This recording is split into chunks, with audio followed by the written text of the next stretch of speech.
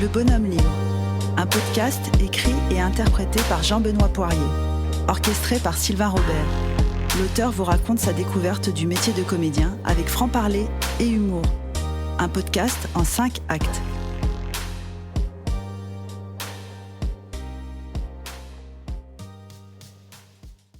Le Bonhomme Libre, acte 4. La hargne les habite. Mais l'un, seulement, des mystères est dans l'absence de colère. Colère ? Sans doute, ceux qui ne boxent pas ne se battent que furieux. Ce qui trouble sur le ring, c'est l'étrange application des hommes dans l'échange. Une violence en mesure. Sur certains visages, l'enfance affleure encore, comme transparaît l'ange parfois dans les yeux des bêtes les plus féroces.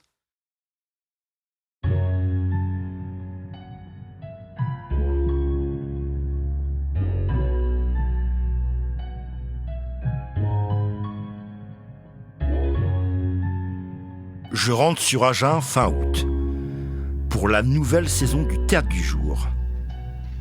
Ma place va être différente. Je vais être permanent. Fini les tournées. Mon équipe technique a changé, ils ont tous quitté le navire. Enfin presque. J'ai ainsi que la plupart des comédiens avec qui j'ai tourné sont partis. Du tout neuf. Ici c'est comme ça va, ça vient. J'ai un nouveau collègue qui vient de Strasbourg, Charles. Comme moi, il est objecteur de conscience. Il fait une pause dans son école d'architecture à Strasbourg. Il lui reste 1 an à faire pour décrocher son diplôme. Il est très sympa, parfois tête de con, mais sur le plan professionnel, il est très rigoureux. Je décide donc de m'associer avec lui dans le travail et de devenir, entre guillemets, son assistant. Le plus, c'est qu'il est comme moi. Il aime bien faire la fête, cet Alzaco. Pour débuter, il y a un café littéraire sur le thème de Paris. Charles s'occupe de la scénographie. C'est sa première. Dans l'atelier, près du bureau, traînent de longues tiges en fer souple. Il décide de les assembler pour en faire un pied de tour Eiffel. Sur son cahier de croquis, je voyais bien ce qu'il voulait faire, mais bon, ce n'est que des dessins. Là-dessus, moi, je scie, je coupe, je visse, je rigole, on rigole. On passe beaucoup de temps dans l'atelier. Ici, les horaires, on s'en fout. Les comédiens viennent souvent faire un tour pour nous voir. Il y a toujours de la musique qui accompagne les bruits des scies sauteuses, des marteaux. C'est chaleureux. Les boulons serrés, les tiges de ferraille liées, on transporte la structure dans le hall, qui pour l'instant était couché au sol. Alors, à mes yeux, ça ressemblait de loin à l'ossature de la tour Eiffel. Mais une fois levé, j'ai halluciné. C'était magnifique. Il avait fait en sorte qu'un pied de la tour s'était encastré dans le hall. Ce matin-là, il y avait un cours sur le plateau. Lorsque les élèves sont sortis pour la pause, tout le monde l'a félicité. Ils étaient tous sous le charme de cette construction. Opération séduction réussie. Il fut sollicité du coup pour d'autres projets. Pour moi, ça me dérange pas. Hein. J'étais pas du tout jaloux. Hein. Les constructions, décors et accessoires, moi, c'était pas ma tasse de thé. Du coup, mon agenda bricolage, c'était page blanche. Mais qu'importe. Moi, j'étais l'assistant d'un génie en scénographie. Sur cette saison-là, la seule chose qui m'a rapproché du plateau, c'est de faire des régies lumière. Je trouve cela très intéressant. J'assiste tous les soirs aux représentations du moment. Et comme je n'ai quasiment jamais été au théâtre, là, j'en prends pour mon grade.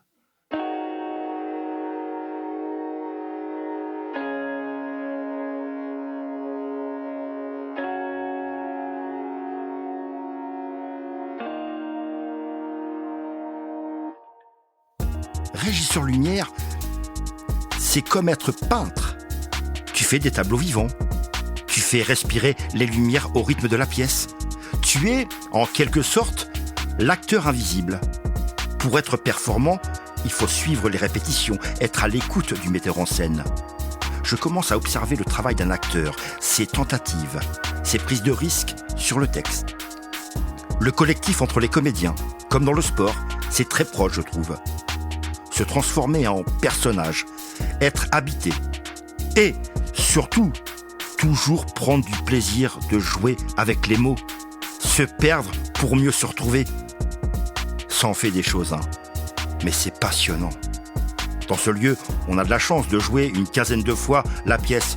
Tu peux donc encore avancer dans ton travail. Rien n'est acquis. Tu t'étonnes aussi certaines fois de mieux comprendre l'écriture de l'auteur, ses subtilités. Shakespeare, Hugo, Musset, Beckett, Genet m'étaient indifférents auparavant. Et là, je les côtoie chaque soir. J'étais si loin du compte. Pour moi, le théâtre, c'était poussiéreux, pas intéressant, pour une caste bien définie, dont je ne faisais pas partie. Et en fait, ce n'est pas que des histoires à la con. Ça me parle. Je vais voir de temps en temps de ma régie les cours de Pierre et de Robert, là où les comédiens deviennent étudiants. Ils travaillent des scènes. Les professeurs prennent leur temps pour creuser sur ton travail. Ils te font découvrir ton corps, l'espace sur un plateau, la valeur des mots, les silences, la rigueur d'un auteur. Une scène peut devenir un cours d'histoire de théâtre. Je suis comme un gamin qui découvre une discipline.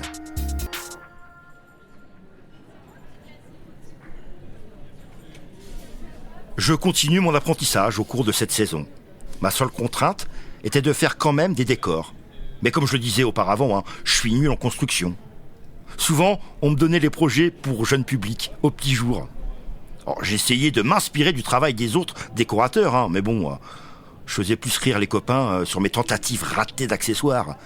Ne me demandez pas de faire un crabe en papier mâché, en bois ou en polystyrène ou autre. Au final, vous aurez une espèce de... j'ai pas les mots. Bon, éventuellement, tu pourras reconnaître une pince, ou encore si elle ne se décroche pas pendant le spectacle. Avec Robert, on a une chose en commun. On est daltonien. J'ai découvert tard son handicap. Enfin, son handicap, c'est pour les autres. Moi, je pense que c'est un privilège. Oui, avoir une vision unique, c'est un privilège. Petit, je pensais que, comme pour les maths, j'étais nul en couleurs. Une chose me tracassait quand même, l'incroyable Hulk. Tout le monde me parle d'un homme vert. Dans ce cas, l'homme blanc est vert. Je suis donc vert. Pour éviter un traumatisme, je l'accepte en secret. Lors de mon passage au collège, à la visite médicale, il y avait ces ronds remplis de petits points de couleurs, et le but c'était de trouver un chiffre, une lettre, un chemin. Je voyais tout le monde passer cette épreuve avec rigolade et facilité. Et là je me suis dit, je suis bête, que je n'avais pas la même intelligence que les autres enfants. Suite à cet échec, ils m'ont pris à part. On a fait d'autres tests et ils ont écrit « daltonien » sur mon carnet de santé. Dans certaines mises en scène, j'ai eu le droit à des remarques sur les choix de mes couleurs, mais là-dessus, il n'y avait pas débat. Et quand on faisait des créations lumière avec Robert, on se comprenait très bien sur les ambiances chaudes ou froides. Je revois les têtes des comédiens, et surtout celle de Charles, qui cherchaient à comprendre nos codes. Ne cherchez pas, il n'y a rien à comprendre.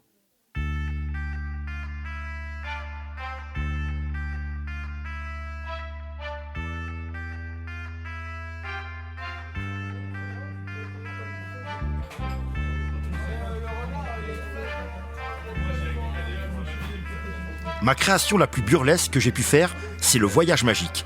De et encore Robert. Je n'ai pas encore parlé de ce fameux Robert, mais c'est un chouette type, malgré son allure nonchalante.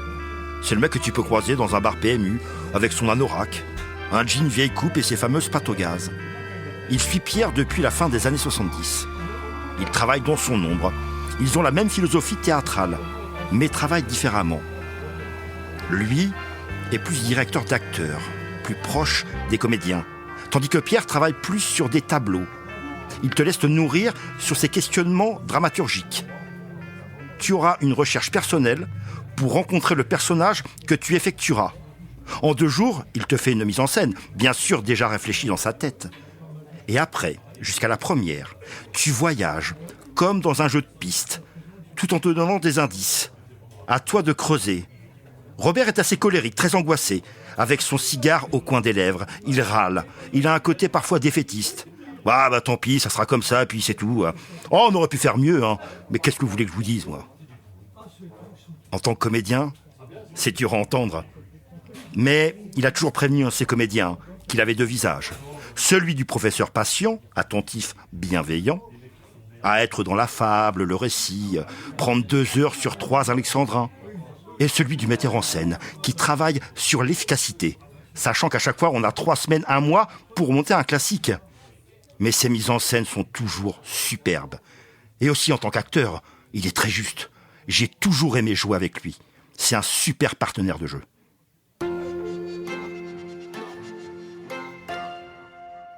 Le voyage magique.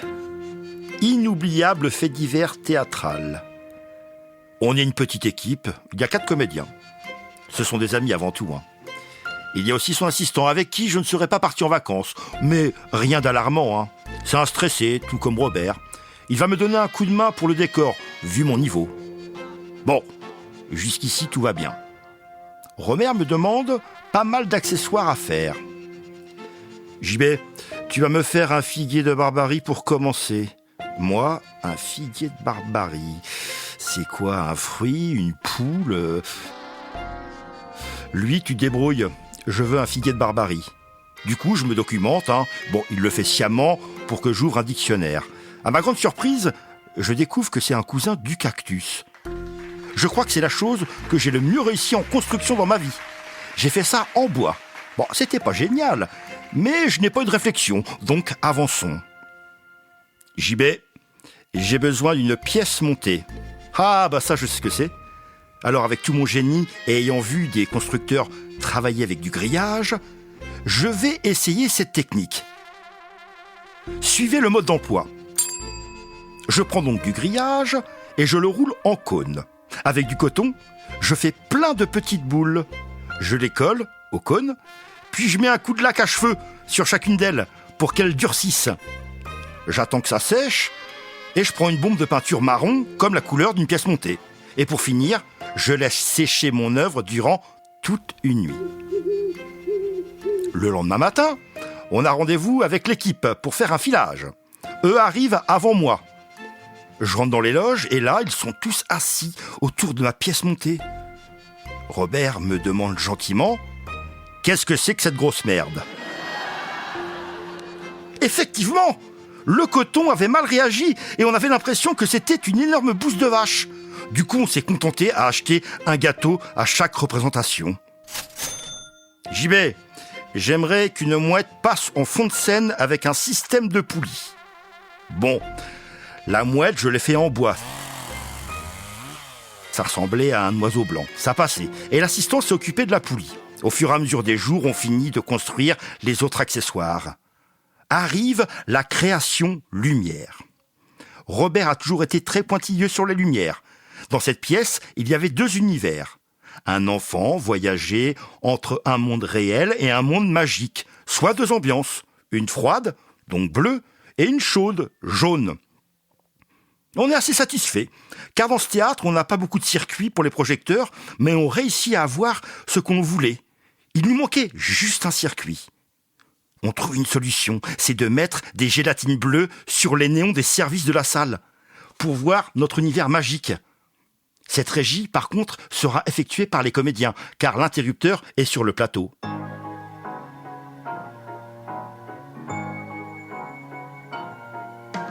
Voilà. On est samedi, c'est la première. On joue à 14h30 et 17h.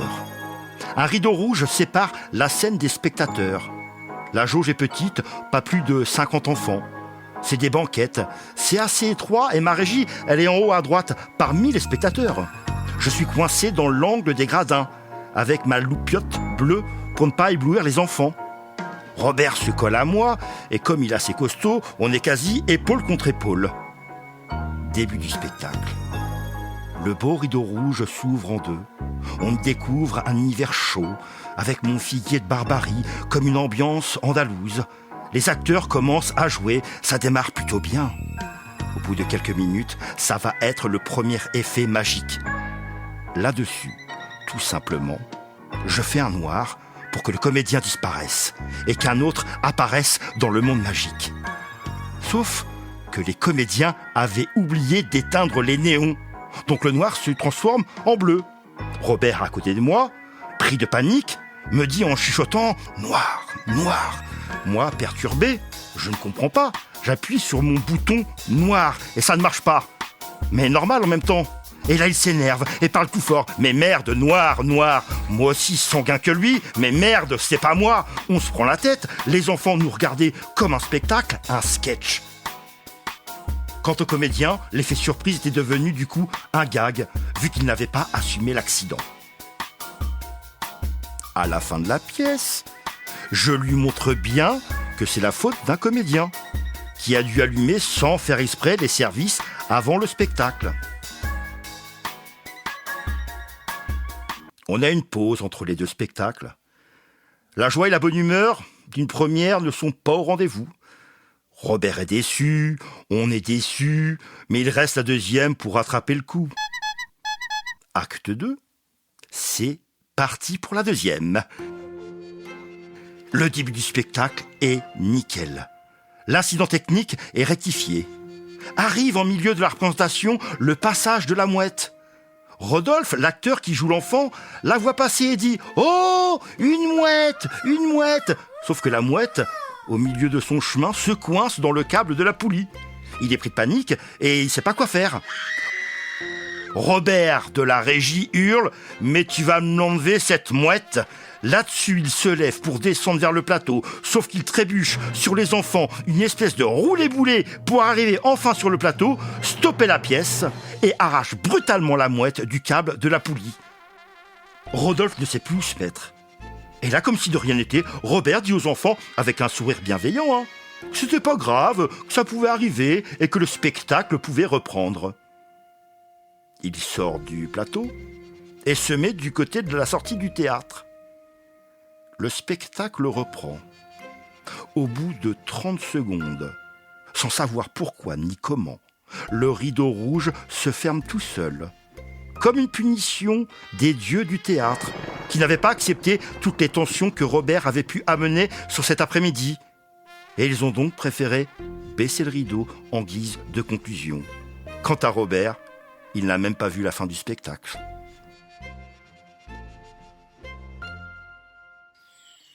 Mon objection de conscience se finit en août 1999.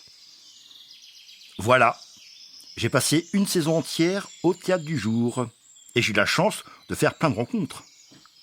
2 anciens comédiens du théâtre vont monter une pièce et ils vont la faire tourner, comme pour le spectacle La légende des acteurs pèlerins. Le parcours est bien sûr différent. Départ Dunkerque, arrivée Sainte-Marie-de-la-Mer, 1500 km à pied, 9 régions, 14 départements avec 55 représentations. Ils ont un problème, c'est qu'ils n'ont pas d'équipe technique et ils me proposent de la monter. Une chose est sûre, je mets Sidi sur le plan. Avant de partir sur cette tournée, on a une résidence pendant 8 jours dans un château en Picardie. Le lendemain de notre arrivée, on fait une réunion technique. Là, c'est une pièce un peu plus carrée que sur la première tournée. Il y a ce fameux 4e mur, un schéma classique de pièce de théâtre. Là, on n'embrasse pas le public. Il y a pas mal d'effets lumière. Là, j'ai pas le temps de m'ennuyer. Il y a aussi des beaux combats d'épée, les acteurs sont bons, le public est bien emballé par l'univers. Avec Sidi, on en reparle souvent de cette tournée. Il s'est passé tellement de choses. On a encore joué dans des lieux magnifiques. Au clair de lune, avec un temps estival, sous la neige, où là, comédiens comme techniciens, buvions de l'alcool de rose tellement il faisait froid. Même quand il pleuvait, on a eu de la chance de trouver des super replis, comme sous une vieille grange. J'avais mis ma régie lumière en haut de l'étable, et j'avais passé mon temps à éviter les chauves-souris que je devais sûrement déranger, mais elle m'avait bien pris la tête. Dans une cave à vin, à Nuit-Saint-Georges, avec dégustation en fin de représentation. Par contre, on dormait toujours en gymnase ou salle des fêtes, pas de tente cette fois-ci. On a encore passé des moments inoubliables. J'avais retrouvé justement cette fabuleuse sensation que le temps était au ralenti. C'est bon de voyager avec un projet qui tient à cœur. Je tiens ça peut-être de mes grands-parents qui étaient forains. Mais il n'y a pas eu que des bons moments. On est un dimanche. Avec Sidi et Toto, comme tous les jours, on commence à aller à la mairie pour prendre possession des lieux. Ce jour-là, et ça pouvait arriver, on n'a pas été très bien reçus. On courait partout pour trouver le maire et les employés municipaux. Nous, pour que nos projecteurs fonctionnent, on doit brancher notre bloc de puissance à un branchement forain. Mais il faut l'habilitation. Rien de bien compliqué, cela se fait en 2 minutes. Et une personne de la ville est là normalement pour le faire, vu que nous, on n'est pas habilités. Cette personne ne se manifestant pas, on commence quand même à monter le décor. Mais le temps presse. Car il faut aussi faire nos réglages lumière. On joue à 20h. Je crois qu'il arrive à 19h. On le secoue un peu pour qu'il se dépêche. Ah, il n'a pas l'air d'être content d'être là, hein. Il est à moitié éméché. Le branchement fait, je ne comprends pas pourquoi mes fusibles sautent au niveau du bloc. On éteint tout. On rallume et rebelote, tout saute. Thomas, qui est à côté de lui, se rend compte qu'il faisait des branchements à l'envers. On rectifie le tir, et moi dans l'urgence. J'ai des fusibles à changer. C'est un petit capot en plastique qu'il faut pousser pour pouvoir récupérer ceux qui sont grillés. Je prends un tournevis et dans le geste que j'effectue pour les changer, je me rends compte au dernier moment que le capot est fêlé. En approchant le tournevis, je me fais directement attirer par le jus, donc 380 volts. Je réussis à hurler et je me fais éjecter du bloc. Quel coup de jus! Un énorme coup de massue de la tête aux pieds. Sonné, je me relève. Je n'ai qu'une envie, c'est d'éclater ce bloc. Choqué, je pars me réfugier dans un coin. Je fous en larmes. J'ai une de ces peurs. Un quart d'heure après, calmé, je reviens sur le site, sachant que la pièce n'allait pas tarder à commencer. Tout le monde a eu très peur. Mais bon, au boulot. Ce soir, ça joue. Pour moi, c'est ce qui est le plus important. La pièce se déroule parfaitement bien. À la fin, on démonte la routine, quoi. Le camion chargé, on part manger dans un gymnase où l'on dort. Des barquettes en plastique nous attendaient ce soir-là. Du melon, un vieux rôti de porc sec. C'était dégueulasse, comme cette journée. On finit tranquillement la soirée, avec les mêmes têtes. Pétard et vin et au lit. 8h, petit déjeuner. Et on charge. Nous revoilà partis. Thomas est au volant. Moi au milieu et Sidi est à la fenêtre. J'ai mon casque de Walkman sur la tête, de la musique dans la tête pour me changer les idées. Mais ce matin-là, je me sens pas bien. Je leur dis que j'ai un peu de mal à respirer, comme une crise d'angoisse. Et c'est vrai qu'ils me trouvent bien pâle. Je leur demande de s'arrêter pour prendre l'air. Sidi descend en premier, normal, il est côté fenêtre. Je sors à mon tour, mais lorsque mon pied touche le sol, je fais un contre-coup. L'électricité de la veille est restée en moi. Je tombe au sol, je me raidis comme un arc, mes doigts se touchent, j'entends comme des étincelles, je résiste, je brasse le sol, j'évite de fermer les yeux, je m'accroche à mes camarades, qui me voient partir, et tout à coup, plus rien.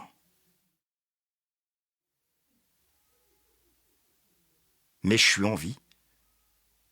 Je n'ai plus d'énergie. Mais je suis en vie. Ils appellent le SAMU. Un médecin du coin arrive avant, car on est en pleine campagne. La grande ville est à 20 km. L'ambulance arrive, et celui-ci s'invite dans leur camion pour m'ausculter. Je peux quand même parler, n'ayant pas perdu connaissance. Il me demande ce qu'il s'est passé. Je lui raconte brièvement notre soirée, l'accident. Cet homme me demande si j'ai bu et si j'ai consommé des substances la veille. Oui, mais je ne comprends pas pourquoi il me pose ces questions, étant donné les circonstances de l'accident. En arrivant, il avait très vite pris un raccourci sur notre hygiène de vie, voyant Sidi le basané, Toto le gitan routard, et moi chauve avec une grosse barbe comme un biker. Il en avait conclu que je faisais un syndrome de manque. Connard.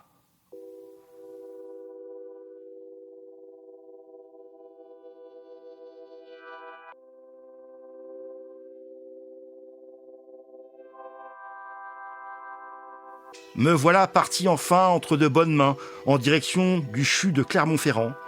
Arrivé, je suis dans une salle d'observation. Je suis branché de partout. J'entends en continuité des bip, bip, bip, bip. Dans ma tête, il n'y a qu'une chose auquel je pense, c'est de continuer la tournée. J'ai failli passer, mais cette aventure passe au-dessus de tout. Je suis seul. J'attends les résultats. Sidi et Toto arrivent, je suis heureux de les voir. Mais comme je suis branché de partout, mon émotion devient audible. Tous les bip, bip, bip, bip, bip, bip, ils accélèrent. Ils appellent les médecins qui arrivent détendus pour m'annoncer que mon cœur et mes reins n'avaient pas été touchés et que je pouvais repartir pour la tournée. Waouh! Mais j'ai eu un petit traitement quand même. C'est contre l'anxiété. J'étais défoncé toute la journée comme une grosse merde. Je pèse mes mots. Là, je ne planais pas du tout. J'étais dans une paranoïa, une sensation pesante où tu ne trouves pas le sommeil de peur d'avaler ta langue. Pourquoi ? Je ne sais pas. J'étais assez drôle. Quand j'ai commencé à en prendre tous les matins sur cette tournée avec Clip direction la mairie, déjà pour se présenter, et là j'étais devenu une espèce de boulet antisocial. Mon visage et mon corps ne traçaient pas ma forme du moment. Alors là, du coup, on pouvait dire que j'étais un junkie. J'ai arrêté très vite le traitement, trop fort pour moi. La suite, tout s'est bien passé sur cette tournée. On a fini les pieds dans l'eau, au Sainte-Marie de la Mer.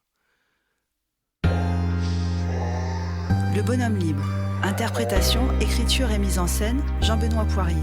Assistant mise en scène, Karim Belloul. Lumière et montage, Baptiste Flotté.